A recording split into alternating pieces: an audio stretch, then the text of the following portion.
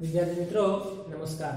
बघा इयत्ता 7वी विषय सामान्य विज्ञान घटक 14वा मूलद्रव्ये संयुगे आणि मिश्रणे उपघटक। बघा मिश्रण पृथक्करणाचे प्रकार।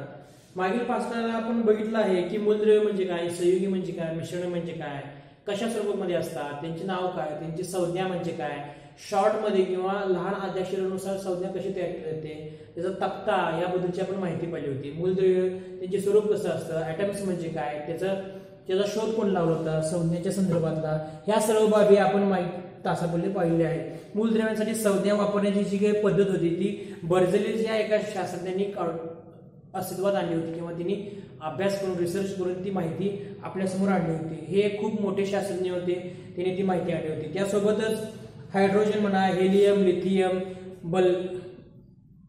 बेरिलियम, त्यानंतर बोरॉन, कार्बन, नायट्रोजन, ऑक्सिजन, फ्लोरियस, निऑन, सोडियम, मॅग्नेशियम अशी काही वेगवेगळी स्वरूपाचे असणारे काही मूलद्रव्ये आहेत। या मूलद्रव्यांना वेगवेगळी संज्ञा दिली जाते, त्या संज्ञेनुसार मूलद्रव्यानुसार त्यांची नावानुसार आपण तिला ओळखू जातो।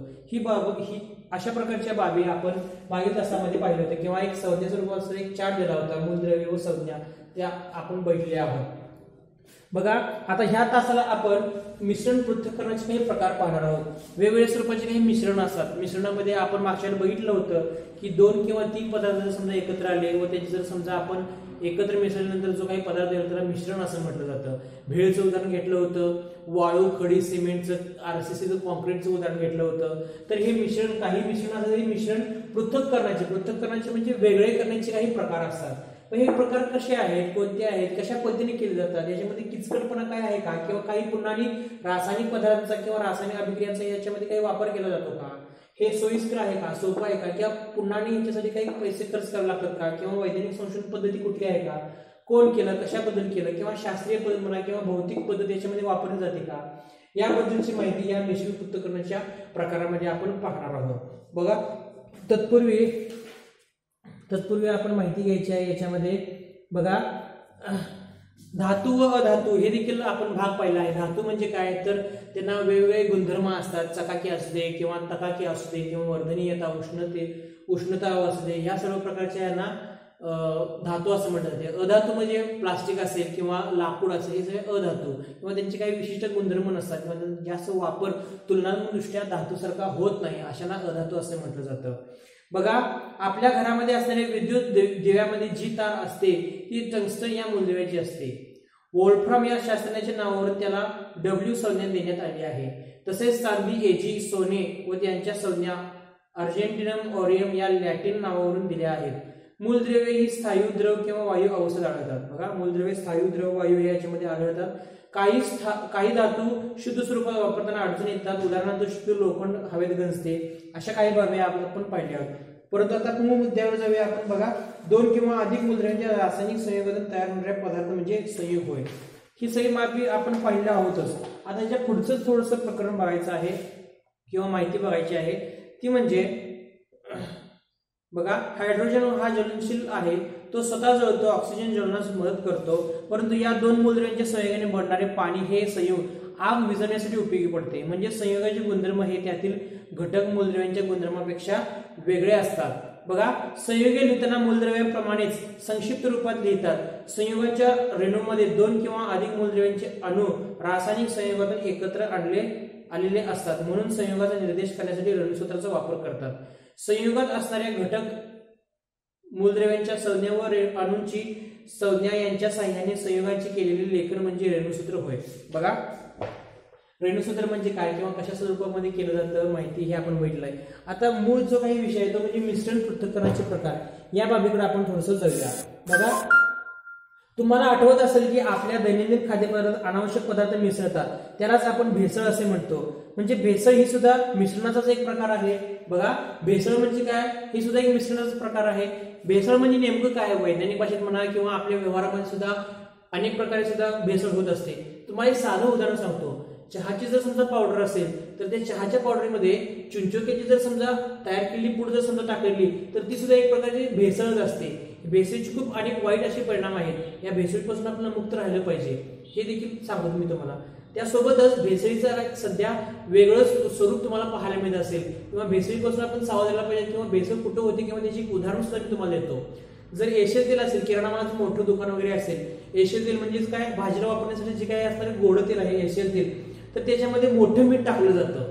मोठमोठ्या स्वरूपामध्ये जे काही एशियल तेलाचे काही बॅरल्स असतात, त्या बॅरल्स मध्ये काय केलं तर मोठं मीठ टाकलं जातं. मोठं मीठ टाकल्यामुळे ते काय केलं, विरघळलं जातं पुन्हा स्टर करून, आणि त्याच्यामुळे काय होतं, त्या तेलाला एक विशिष्ट प्रकारचा एक जाडसरपणा येतो. आणि ज्या वेळेला ते तेल तुम्ही वापरता तळण्यासाठी, भजी तळण्यासाठी म्हणा किंवा इतर काही अन्नपदार्थ तळण्यासाठी ज्यावेळेला तुम्ही वापरता, त्यामुळे काय होतं, ते तेल त्या मिठाच्या पाण्यामुळे असल्यामुळे ते पूर्ण उडून जातं. त्यामुळं ते तेल आपल्या अन्नासाठी म्हणा किंवा आरोग्यासाठी हे घातक असतं. हा देखील एक भेसळीचा भाग आपण लक्षात ठेवायचा आहे. त्यासोबतच दुधामध्ये काही पावडरचं दूध वगैरे आले आहे, तर त्या पावडरच्या दुधामुळे सुद्धा आपल्या आरोग्यास हानिकारक असे प्रकार किंवा बाधक परिणाम आपल्याला बघायला मिळत असतात. बघा, दैनंदिन खाद्यपदार्थ अनावश्यक पदार्थ मिसळतात, त्यालाच आपण भेसळ असे म्हणतात. म्हणजे भेसळ ही सुद्धा मिश्रणाचाच एक प्रकार आहे. बघा, एखाद्या पदार्थामध्ये अनावश्यक व हानिकारक असा दुसरा पदार्थ मिसळला व तयार होणारे मिश्रण हे उपयुक्त राहत नाही. अशा वेळी आपण मिश्रणातून आपल्याला अनावश्यक असणारे घटक वेगळे करतो. त्यासाठी गाळणे, चाळणे, वेचणे, निवडणे, पाखडणे, चुंबक फिरवणे व तसेच संपलवण यासारख्या सहज सोप्या काही पद्धती वापरतो. आता मिश्रण पृथक्करणाचे प्रकार, ह्याच्या अगोदर भेसळ, या भेसळीची थोडीशी व्याख्या आपण समजून घेऊया, लिहून घेऊया, मग आपण मिश्रणाच्या पृथक्करणाच्या प्रकाराकडे आपण एक एक वळूया. ठीक आहे. तर भेसळ म्हणजे काय, थोडक्यात तुम्हाला सांगतो, लिहून घ्यायचं आहे.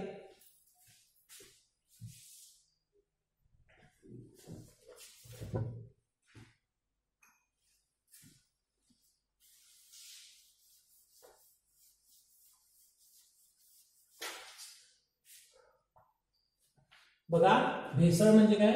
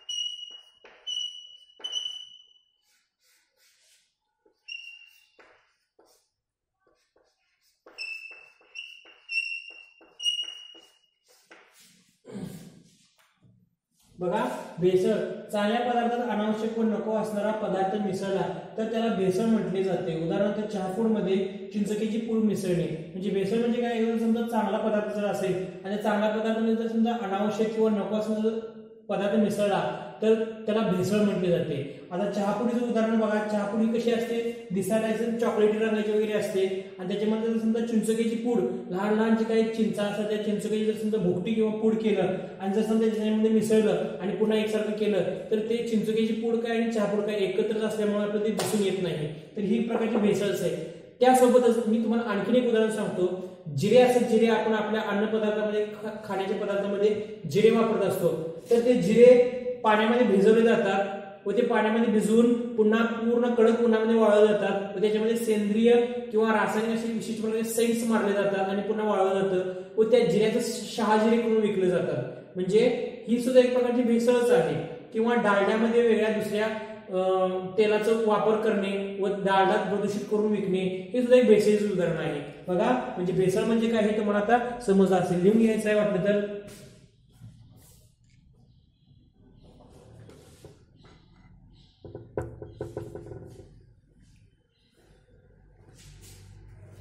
ठीक आहे. आता पृथक्करणाचे प्रकार कोणकोणते आहेत हे आपण थोडंसं पाहूया.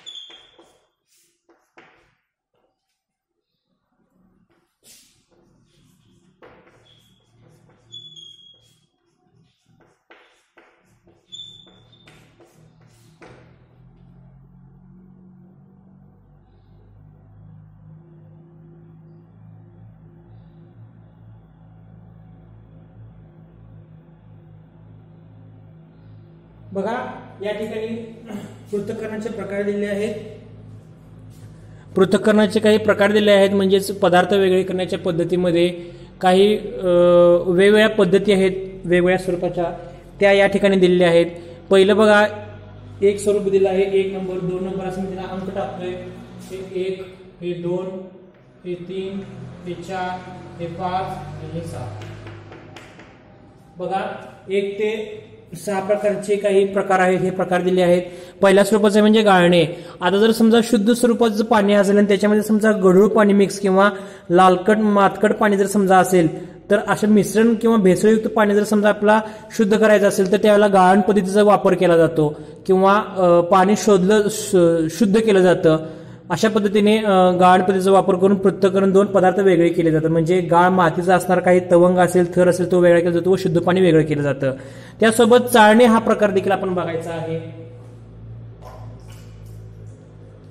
चाळणे याच्यामध्ये आपण बघू शकतो, जर समजा आपल्या घरामध्ये आई वगैरे असेल तर ती काय करते, मोठमोठी चाळण घेते.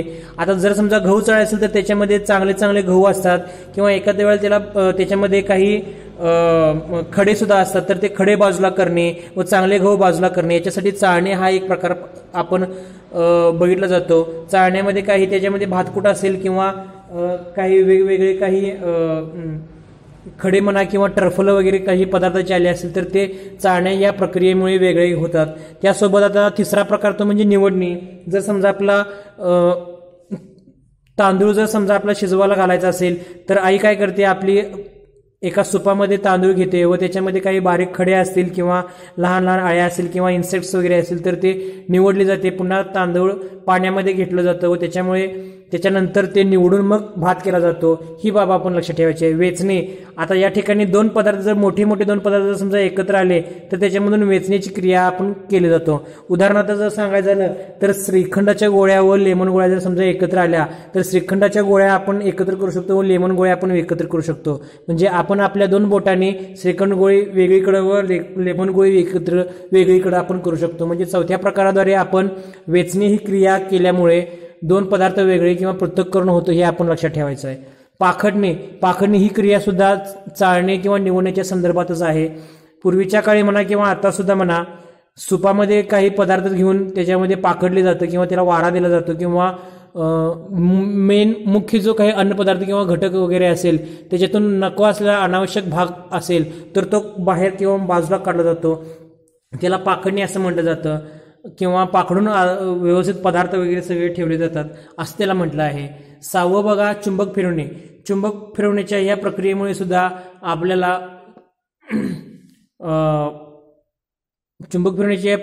आपल्याला 2 पदार्थ किंवा 2 बाबी आपल्याला वेगवेगळ्या केल्या जातात. चुंबक फिरवण्याच्या या घटकेमुळे किंवा या प्रकारामुळे, चुंबक फिरवल्यामुळे आपल्याला 2 पदार्थ किंवा पृथक्करण करता येतात.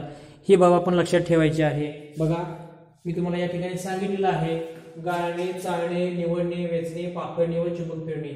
हे काही 6 पदार्थ किंवा हे 6 प्रकार आहेत. ह्या 6 प्रकाराद्वारे पृथक्करणाचे प्रकार किंवा पृथक्करणाद्वारे पदार्थ वेगवेगळे केले जातात. शुद्ध स्वरूपात असणारे पदार्थ वेगळे केले जातात. अशुद्ध किंवा अनावश्यक भाग वेगळा काढला जातो. हे काही भौतिक पद्धतीने भौतिक प्रकार आहेत असं म्हटलं तरी सुद्धा चालू शकेल. भौतिक पद्धतीने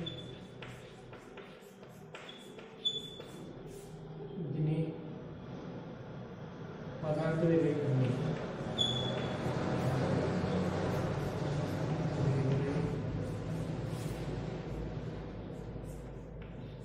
केले जातात.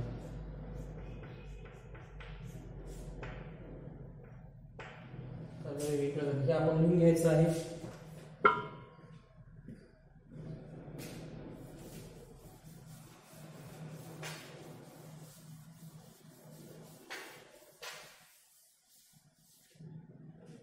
ठीक आहे. त्यानंतर चुंबक फिरवणे, त्याचे संप्लवन यासारख्या सहज सोप्या पद्धतींचा वापर केला जातो. या पद्धतीचा वापर केल्याने कोणकोणत्या मिश्रणातील कोणकोणते पदार्थ वेगळे होत असतील, पदार्थांची गुणधर्म, उष्णतेचे परिणाम आपण मागील इथे अभ्यासले. त्याचा उपयोग मिश्रणातील घटक पदार्थ वेगळे केले जातात. आता यामध्ये मी तुम्हाला काही एक चित्र या ठिकाणी दाखवत आहे. या चित्रामधील आपण बाबी लक्षात घेऊन आपण समजू शकता. बघा, मिश्रणातील घटक वेगळे करण्याच्या काही पद्धती दिलेल्या आहेत. याच्यामध्ये एक महिला दिसते. ती महिला पदार्थात या ठिकाणी वारा देण्याचं काम करत आहे. म्हणजेच काय, मिश्रणातील आवश्यक तो भाग ठेवून अनावश्यक भाग वेगळे करण्याचा प्रकार या ठिकाणी तो होत आहे. ज्या वेळेला धान्य रानामध्ये येतं त्यावेळेला त्याच्यामधून वारा देण्याचं काम केलं जातं. म्हणजेच गहू असेल तर गव्हाला वारा देण्याचं काम, म्हणजे योग्य किंवा आवश्यक असणारे गहू या ठिकाणी पडत आहेत. पालापाचोळा किंवा मातकड भाग असेल तर तो या वारा देण्याच्या प्रक्रियेमुळे हा बाहेर जातोय. म्हणजे आवश्यक भाग इथं होतोय. म्हणजे पृथक्करणाची प्रक्रिया मिश्रणाचा एक प्रकारच आहे. ही आपण बाब लक्षात ठेवायची आहे. त्यानंतर इथं बघायचं आहे. त्यानंतर तिथं बघितल्यामुळे काय होतं, गाळण कागदाच्या साह्यानं शुद्ध पाणी एकत्र केलं जातं व अशुद्ध पाणी वेगळं केलं जातं. बघा, शुद्ध पाणी एकत्र केलं जातं व अशुद्ध पाणी वेगळं केलं जातं. अशा पद्धतीने हा सगळा प्रकार किंवा ही सगळी प्रक्रिया चालू असते. त्यासोबत या ठिकाणी बघा, निवडणे किंवा वेचण्याची प्रक्रिया किंवा प्रकार या ठिकाणी आपल्याला बघायला मिळू शकतो. यानंतर याच्यामध्ये दूध, ताकातून लोणी तयार करणे ही बाब आपण या ठिकाणी बघायची आहे. ताकाला घुसळल्यामुळे लोणी तयार होतं. लोणी तयार केल्यामुळं लोणी वेगवेगळं राहतं व ताक वेगवेगळं राहतं. ही बाब लक्षात होते. या ठिकाणी बघा, या ठिकाणी काय होते, चाळण केलेली आहे. चाळणीमध्ये लहान लहान खाली होला असतात व त्याच्यामुळे होला असल्यामुळे जो आवश्यक भाग असेल तो त्याच्यामध्ये राहतो व अनावश्यक भाग असेल तो खाली भाग पडतो. या ठिकाणी हा चार्ट संपूर्णपणे आपण बघायचा आहे व या चार्टद्वारे आपल्याला संपूर्ण माहिती कळेल की मिश्रणातील घटक वेगळे करण्याच्या काही पद्धती आहेत. कोणत्या आहेत, काय आहेत, कशा आहेत, ह्या पद्धती आपण बघायच्या आहेत. त्याच्यानंतर ऊर्ध्वपातन पद्धत बघा. ऊर्ध्वपातन पद्धत बघायची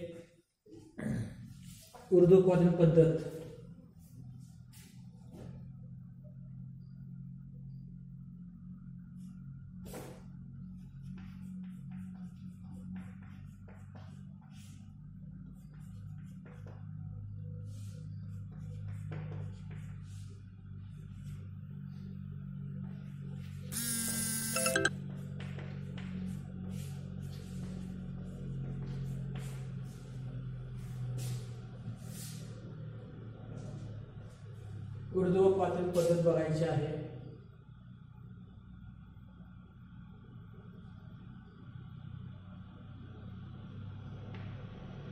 ऊर्ध्वपातन पद्धतीमध्ये बघा, ऊर्ध्वपातन पद्धतीमध्ये ही सुद्धा एक पृथक्करण करण्याची किंवा डिस्प्लेशन एक प्रकारची विशिष्ट पद्धत आहे. याच्यामध्ये काय केलं जाते, एका गोल चंबूमध्ये थोडी मीठ विरघळलेले पाणी घेऊन आकृतीमध्ये दाखवल्याप्रमाणे सर्व साहित्याची रचना केली जाते. एक विशिष्ट प्रकारची रचना आहे. मी तुम्हाला या आकृतीमध्ये दाखवत आहे. बघा, या ठिकाणी ही विशिष्ट प्रकारची ऊर्ध्वपतनाची काही यंत्रणा आहे. याच्यामध्ये बर्नर्स दिला आहे. ही एक मोठी जाळी आहे. या ठिकाणी याच्यामध्ये मिश्रण घेतलं आहे. एका गोल चमूमध्ये थोडे मीठ विरघळलेले पाणी घ्यायचं आहे. आकृतीमध्ये दाखवल्याप्रमाणे सर्व साहित्याची रचना करून घ्यायची आहे. लोखंडी जाळीतील द्रवाला उष्णता देणे सुरू आहे.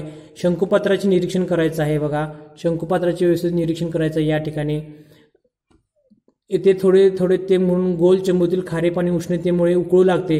त्यातील पाण्याची वाफ होते. हे पाण्याची वाफ होते. ही वाफ संगणनीतून जाताना भोवतालच्या पाण्यामुळे थंड होऊन द्रवरूपात येते. शंकुपात्रात पडणारे थेंब हे अशा प्रकारे गोल चंबूतील मिठाच्या द्रावणातील पाण्याचे असतात. ऊर्ध्वोत्पादन पूर्ण झाल्यावर चंबूच्या तळाशी मीठ होते. बघा या ठिकाणी मीठ होते. अशुद्ध द्रव पदार्थ शुद्ध करण्यासाठी सुद्धा ऊर्ध्वोत्पादन पद्धतीचा उपयोग होतो. बघा अशुद्ध पाणी शुद्ध करण्याच्या स्वरूपामध्ये जे काही पद्धत केलेली आहे किंवा ऊर्ध्वोत्पादन म्हटलेलं आहे ती ऊर्ध्वोत्पादन हे अशा पद्धतीने होत असतं. बघा ऊर्ध्वोत्पादन या ठिकाणी आकृती काढून देणे खूप अवघड होणार आहे. तरी सुद्धा मी या ठिकाणी दिला आहे 14.4. उलट मी पान नंबर 97 वरील देतोय मी आकृती. पान नंबर 97 वरील ही एक विशिष्ट प्रकारची आकृती आहे. त्याच्यामध्ये काही एक प्रयोग दिला आहे. त्या प्रयोगाद्वारे तिने काय सांगितलं आहे की अशुद्ध पाणी असेल किंवा मीठ स्वरूपात जे काही पाणी असेल तर ते वेगवेगळ्या करण्याची काही पद्धत आहे. ती पद्धत या ठिकाणी सांगितलं आहे. त्यासोबतच ढगातून पडणारे पाणी निसर्गतः शुद्ध असते का, ढगातून जे काही पाणी पडतं ते निसर्गतः शुद्ध असतं का, हा देखील एक विश्लेषणाचा किंवा संशोधनात्मक बाब असू शकते. ऊर्ध्वोत्पादन पद्धतीत द्रवाचे कोणकोणते गुणधर्म दिसून येतात. आता या ऊर्ध्वोत्पादन पद्धतीमध्ये ज्यावेळेला आपण ज्यावेळेला तुम्ही शाळेत येणार किंवा जशी परिस्थिती असेल ऑनलाईन शिक्षणानंतर त्यावेळेला ऊर्ध्वोत्पादन पद्धतीत कोणकोणते गुणधर्म दिसून येतात. तर द्रवाला ज्यावेळेला उष्णता दिली जाते त्या द्रव पदार्थ वर जायला लागतो. वरती गेल्यानंतर त्याचं काय होतं, वाफेमध्ये रूपांतर होतं, संगणन क्रिया घडून येते व पुन्हा त्याचं द्रवमध्ये रूपांतरमध्ये पाणी होतं. ऊर्ध्वोत्पादनाने शुद्ध केलेल्या पाण्याचा उपयोग कोठे करतात. ऊर्ध्वोत्पादनाने शुद्ध केलेल्या पाण्याचा उपयोग कोठे करतात तर शुद्ध ठिकाणची काही ठिकाण वगैरे असेल तर त्या ठिकाणी केला जातो. ही बाब आपण लक्षात घ्यायची आहे. त्यानंतर विलगीकरण पद्धत ही देखील आपण बघायचं आहे. ऊर्ध्वोत्पादन पद्धत झाली आहे. याच्यानंतर आपण बघायचं आहे विलगीकरण पद्धत. बघा विलगीकरण पद्धत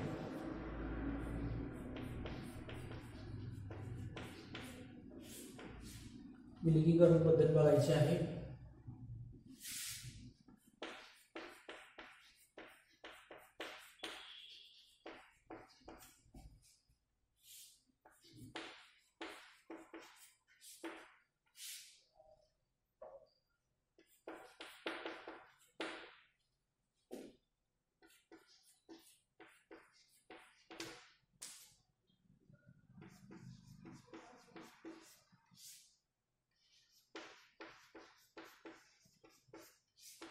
विलगीकरण नर्सरी त्या ठिकाणी दिलेला आहे.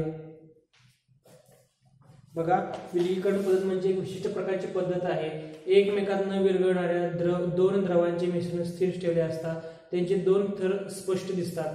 मिश्रणातील जो द्रव तुलनेने जड असेल तो खाली राहतो तर हलका द्रव त्याच्यावर तरंगतो. या गुणधर्माचा उपयोग करून मिश्रणातील दोन द्रव वेगळे करता येतात.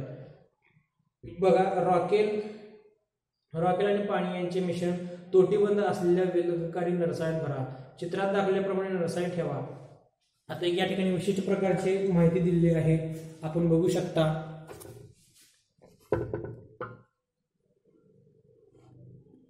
या ठिकाणी बघा विलगीकारी नरसाळे आहे. या ठिकाणी रॉकेल या ठिकाणी दिले आहे. पाण्याचं दिलं या ठिकाणी. तोटी बघा. चंचुपात्र या ठिकाणी दिलं आहे. चंचुपात्र. पाणी या ठिकाणी पाणी दिले आहे. बघा विशिष्ट एक प्रकारचं विलगीकारी नरसाळे या ठिकाणी ही रचना आहे, हे आपण बघून घ्यायचं आहे. बघा याच्यामध्ये विलगीकरण ह्या नरसाळ्यामध्ये हे विशेषतः या ठिकाणी हे स्पष्टीकरण करून सांगण्याची बाब नाही आहे. तरी सुद्धा मी सांगतोय आपण आपल्या पुस्तकामध्ये ही बाब काही बघायची आहे. एकमेकात न विरघळणाऱ्या दोन द्रवांचे मिश्रण स्थिर ठेवले असता त्यांचे दोन थर स्पष्ट दिसतात. मिश्रणातील जो द्रव तुलनेने जड असेल तो खाली राहतो. बघा जड जो असेल तो द्रव खाली राहतो तर हलका द्रव त्याच्यावरती तरंगतो. या गुणधर्माचा उपयोग करून मिश्रणातील दोन द्रव वेगळे करता येतात. रॉकेल आणि पाणी यांचे मिश्रण तोटीबंद असलेल्या विलगीकारी नरसाळ्यात भरायचं आहे. चित्रात दाखवल्याप्रमाणे नरसाळी स्टँडला पक्की बसवायचं आहे व याच्यातून आपल्याला रॉकेल व पाणी वेगवेगळे करता येऊ शकतात. म्हणजे विलगीकरण पद्धतीच्या साहाय्याने हे काही द्रव पदार्थ असेल तर ते सुद्धा आपल्याला वेगळे करता येत असतात. पृथक्करणाचा हा प्रकार आपण लक्षात ठेवायचा आहे. यानंतर दुसरा प्रकार आहे तो म्हणजे अपकेंद्री पद्धत. बघा दुसरा एक प्रकार देतोय मी, अपकेंद्री पद्धत.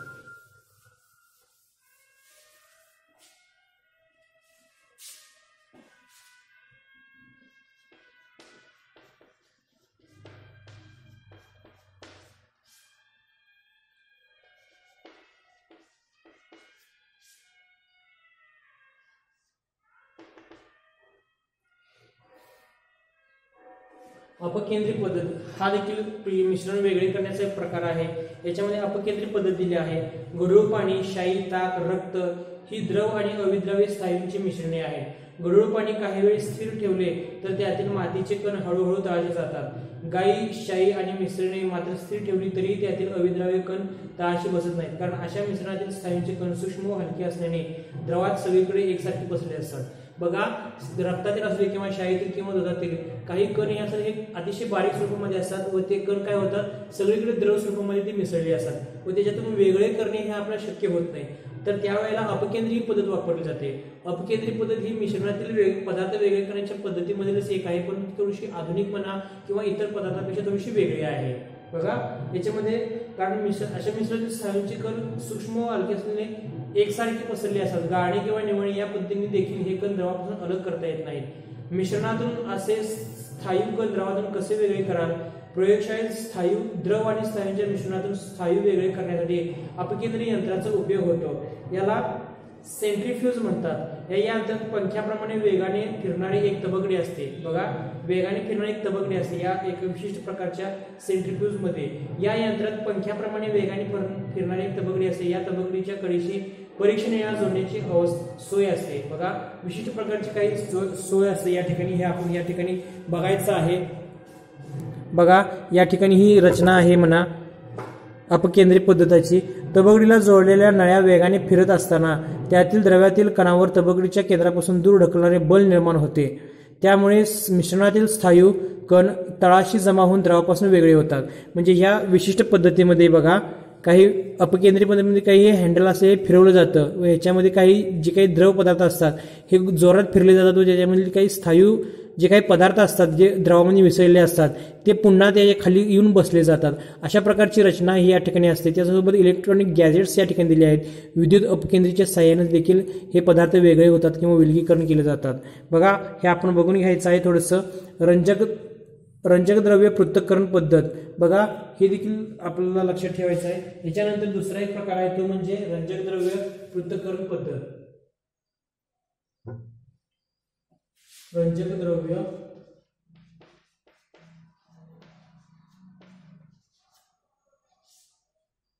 पृथक्करण पद्धत।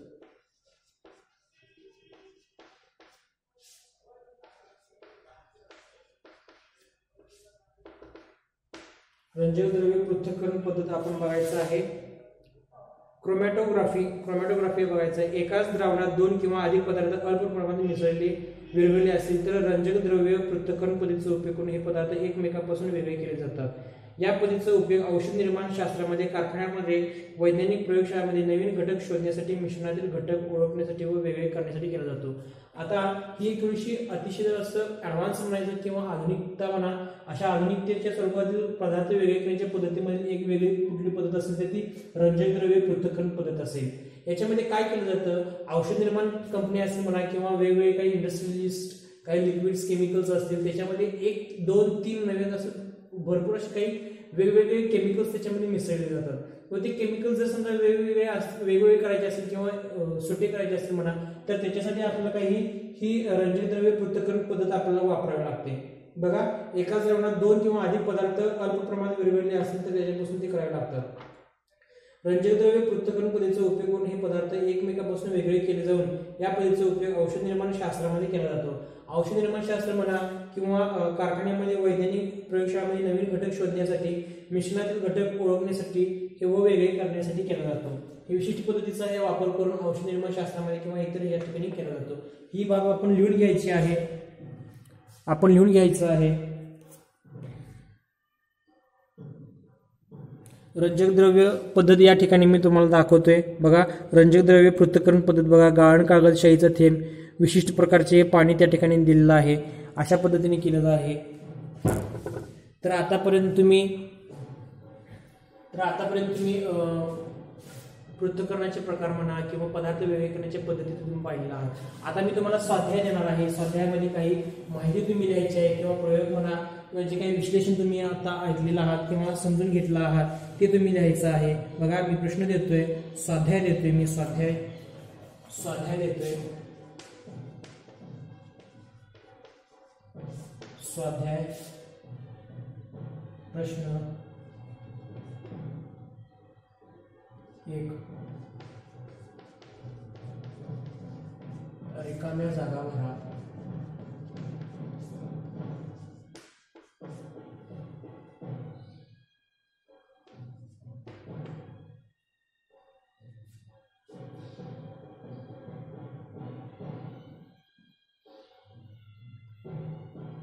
मूलद्रव्य व संज्ञा लिहा.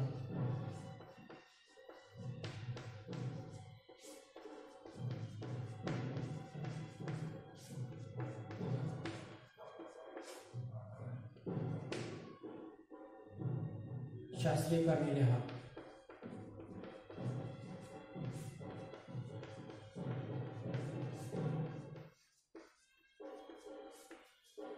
बघा, स्वाध्यायामध्ये मी काही 3 प्रश्न दिले आहेत. आपण अगोदर प्रथम पहिल्या 3 प्रश्न समजून घ्यायचे आहेत. जर एखाद्या प्रश्नाचं उत्तर येत नसेल तर आपल्यासोबत पुस्तक असेल तर ते पुस्तकाचा सगळा अभ्यास करायचा, व अभ्यास करून अनालिसिस करून मग या सगळ्यांचे उत्तर लिहायचे आहेत. आपण बघू शकता